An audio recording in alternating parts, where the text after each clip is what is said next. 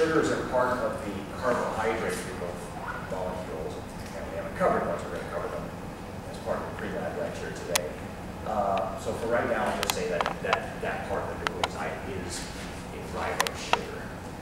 And one of the characteristics of sugars is that they have a lot of hydroxyl groups attached to them. So certainly like this carbon right here and this carbon right here, you see hydroxyl groups attached.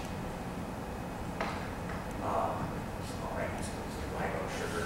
And this part right here of the nucleotide is called a nitrogen-containing base, or sometimes a nitrogenous base is what it's referred to. And as you can see, why they call it that, it has some nitrogen element atoms that are part of its backbone. It's ring-shaped structure has nitrogen atoms. But of course, if you just see a carbon there, I mean, corn means a carbon, so it's having carbons and nitrogens in its rings. So that's the main point, so that all nucleotides have a phosphate, ribose sugar, and then a nitrogenous base. Now, I want to jump to the following paragraph here that talks a little bit more about the nitrogenous bases. They're a very important part of each nucleotide molecule. You find them here as ring-shaped molecules with backbone of nitrogen carbon atoms. There are actually 5 different varieties of nitrogenous bases that you can find in nucleotide monomers. This slide shows the 5 different types of nitrogenous bases. And notice they all fit the description. They're all ring-shaped, so nitrogens and carbons in the backbone. Some of them have 2 rings, like there's a 6-member ring used to a 5-member ring there. And some of them only have 1 ring. So anyway, there are 5 types of adenine, guanine, cytosine, uracil. And they're usually just abbreviated by their first initial, A, G, C, T, U. Now, you don't have to write down their exact structures. I'm not going to ever say draw me a uracil or draw me a cytosine or something like that.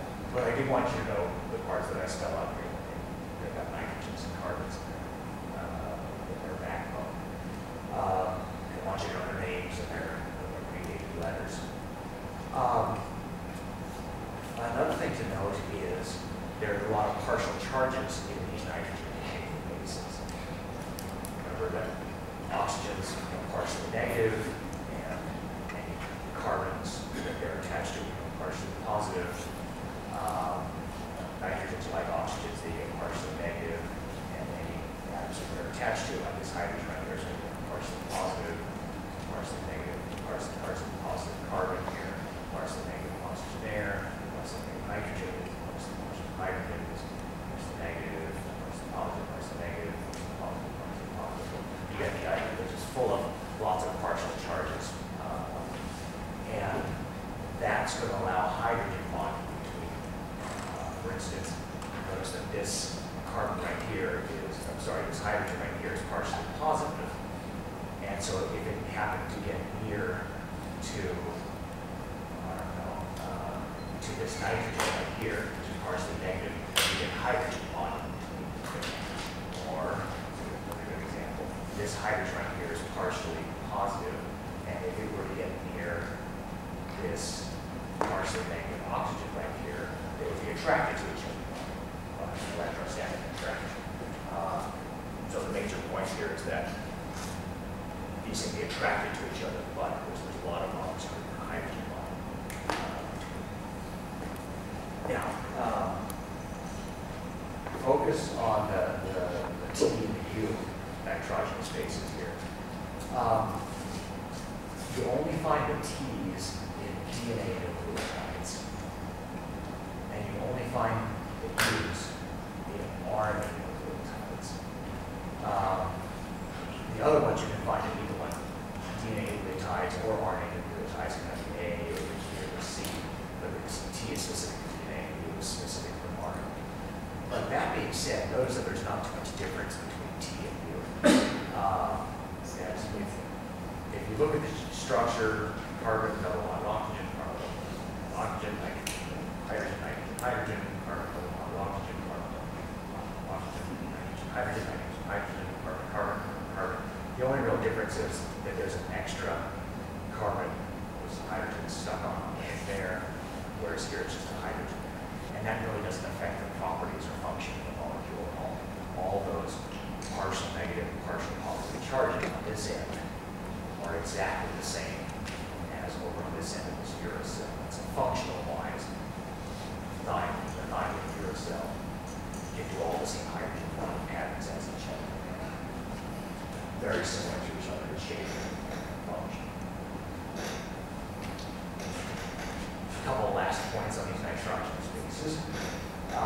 So the A and the G are the ones with they have two fused rings, 600 and 500, and the C and the T and the U are the smaller ones. They're only made out of one ring, 600. All right, I wish I did write some stuff. See if I can put this around for a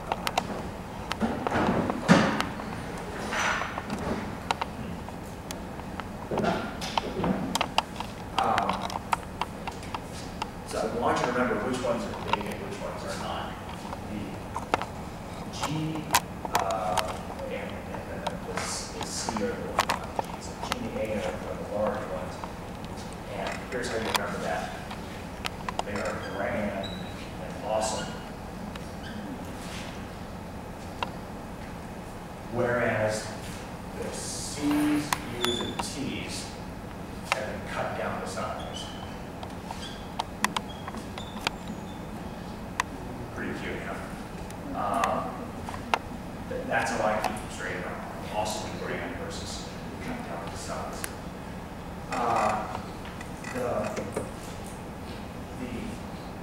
The A's and the G's, that type of structure, where we have the 6-member ring fused to a 5-member ring, is called a purine. So you see the A's and the G's, the big ones are the purines. And the smaller ones that only have the one 6-member ring, the C's, the T's, and the U's, are called pyrimides, which to me reminds me of the word pyramid, which, I don't know, kind of makes sense. If I think of a pyramid, it's kind of a single ring-shaped structure that you look at the side it is. And so the way it's made is sort of have a pyramid shape, which is sort of one.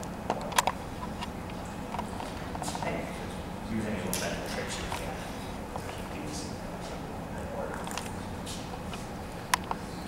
All right, so just so you don't lose yourself in the details, these things I just got done talking about are the nitrogen bases, but they are just one part of the nucleotide. Let's go. All right. There it is. They are just this part of the nucleotide. Remember, the nucleotide also has the ribose sugar and the phosphate back there. That sound good so far? All right. Well, now flipping back to this first page here. Anytime you link these nucleotides together, you get a nucleic acid or a nucleic acid strand, which sometimes they're called. What I just said, well, there's actually two types. There's a DNA nucleic acid, RNA nucleic acid. And the distinction is there's two types of nucleotides. There are DNA nucleotides and RNA nucleotides. DNA is a strand of DNA nucleotides and RNA is a strand of RNA nucleotides. So what's the difference between DNA and RNA nucleotides? Well, one of the major things is the ribose sugar. If you think about what I showed you before I showed you that there was an OH here on this carbon, and now it's not there anymore. And so this is a typical DNA nucleotide. DNA nucleotides, they still have a ribose sugar, but it's missing one of its oxygens. The front leg of the dog is gone. And they call that type of ribose that's missing one of its oxygens deoxyribose, which is actually the name DNA comes from. It's deoxyribonucleic acid. That's the major distinction. It's missing one of the oxygens there. So that's RNA? That's DNA, yeah. It's still a ribose sugar, but it's a deoxygenated ribose sugar missing an oxygen. show you RNA in a second, but RNA has that oxygen there, so it's not deoxyribose, it's just plain old ribose. And as far as the nitrogenous bases that a DNA nucleotide can have, they can have a G, an A C, or a T, but not the U. Remember, the U nitrogenous bases are reserved for RNA.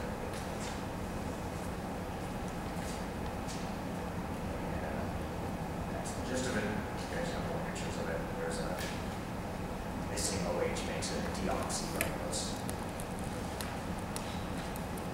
Now, when I was in graduate school, I worked with DNA and with RNA a lot. And one thing that I learned is DNA was pretty stable. You didn't have to be that clean with your test tubes. The test tubes weren't perfectly clean. If you had DNA inside there, it would be stable. It wouldn't fall apart.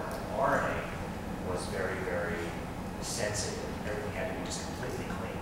Otherwise, the RNA inside your test tubes would just get chewed up and get destroyed. And I'm just guessing here, this is not a fact, but I think DNA is more stable because that oxygen must somehow be reactive, and that's why RNA molecules can break themselves apart. They can extract DNA molecules from things that have been buried underground for thousands and thousands of years. Remember, a few years back they found a woolly mammoth or something that had been frozen in the ice, and they were able to get bits of its DNA sequence. About today's DNA molecule has been in a rotting carcass for thousands of years, and it's still intact. What I'm saying is, I think it's intact because it's not very reactive and oxygen is missing. Whereas if you try to get RNA molecules out of that mammoth, I'm sure they would have degraded thousands of years ago. Or DNA, if you have G, A, T, U, C, but not yours, it's not truncated. Yeah. Boring to death. Here, I'm showing the 4 DNA nucleotides, G, A, T, C. RNA nucleotides, almost the same thing.